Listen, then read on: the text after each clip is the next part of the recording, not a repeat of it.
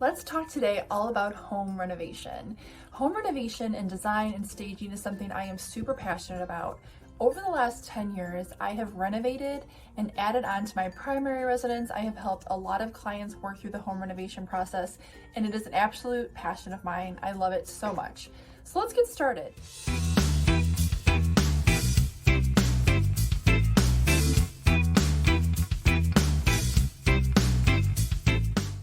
Let's talk about how do I get started with a home renovation. This could be a small project, even as small as a bathroom remodel or a mudroom freshen up, or potentially you want to add on to your home. We did that about 3 years ago. We did a full 3-story addition on our primary residence. Also, what if you want to build totally new construction? That is an additional conversation that I have an experience with, and I love helping clients navigate the process of building either a new construction home, doing a major project to their home, including an addition, or just navigating a smaller renovation. So this is going to be a 2-part series all about navigating a home renovation. So let's get started. First of all, you need to figure out what you want. What do I want to do to my home? A lot of my clients, buyers, are so excited to purchase a home and get started right away on their renovations. I advise them to just take a minute, live in your home for a little while, really get to know your home and figure out exactly what you want to do. Now, of course, there's things like redoing the floors or painting that you may want to start right away, potentially even before you move into your home, and that makes total sense. But if you're thinking about a bathroom gut or a kitchen gut, or adding on or reconfiguring spaces, I highly recommend you really focus on living in your home and getting to know the home and what works for you, what doesn't work, what are your pain points, and how do you make your home as comfortable and frictionless as possible. So what I mean by that is, they talk about the triangle in the kitchen, for example, the fridge and the sink and the stove all being kind of in a triangular shape. That helps to eliminate friction as you're in the kitchen working and cooking. There's many other things in your home that you can focus on. How do I make it easy? What do I grab for every day when I leave the home? Maybe I have a dog. Where are the dog supplies? Where's the dog food? My bathroom, what do I use the most? I use my blow dryer. I use my toothbrush. How can I make my home, as I'm thinking about a renovation, to work the best for me?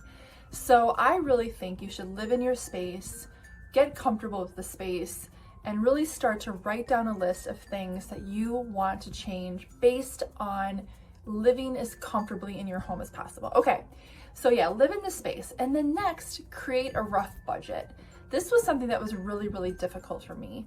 What's your budget? Well, of course I have a certain finite amount of cash, but I don't know how much things cost. I do have a spreadsheet that I am more than willing to share with anybody about items that you will have to think about when you go through a renovation, whether they're small or large.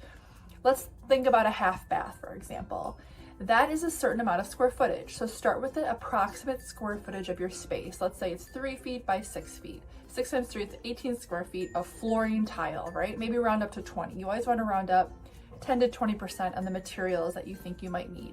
Okay, floor tile, that's one line item.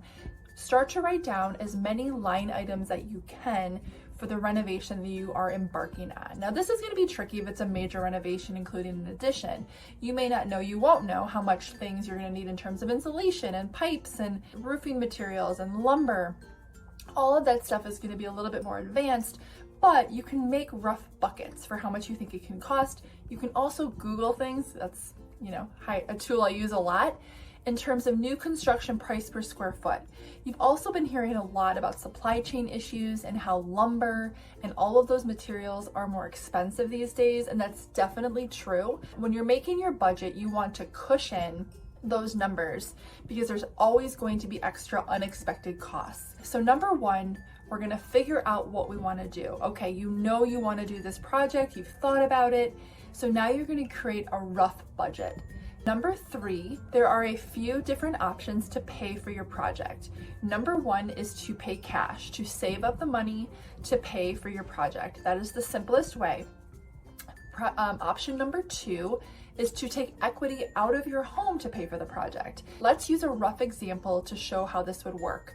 A bank will typically only let you take out up to 80% loan to value. So let's say I purchased my home for $100,000 and I put $30,000 down on the home, which is 30% down. I have 30% equity in my home and the bank has 70%. The bank is going to allow me to take out equity up to that 80% threshold. So in my example, I can take out about $10,000 to use towards my home renovation. Now, these are very high level examples, and I would obviously always advise you to speak with a mortgage broker or lender, of which I have people that I can tell you about, to kind of work through those numbers.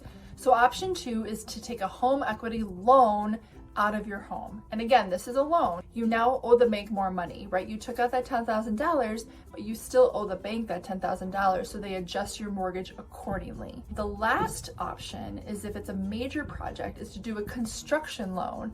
Now, this is a much more complicated process, at which point the bank will do a totally new appraisal based on what they think the end result of the project's going to be, and then you will take out draws from the bank throughout the process to pay your vendors.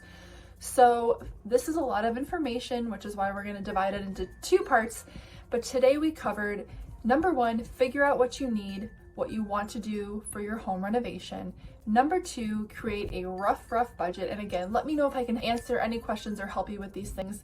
I have a spreadsheet that I'm happy to share. And then finally, figure out how you're going to pay for your home renovation. Next time, we'll talk about how to interview vendors, select vendors, timeline, and design. Thanks for listening to this video. Hope you guys are doing well. And like I said, please reach out if you have any questions or want vendor information or want spreadsheet information that I have used in the past. Talk to you soon.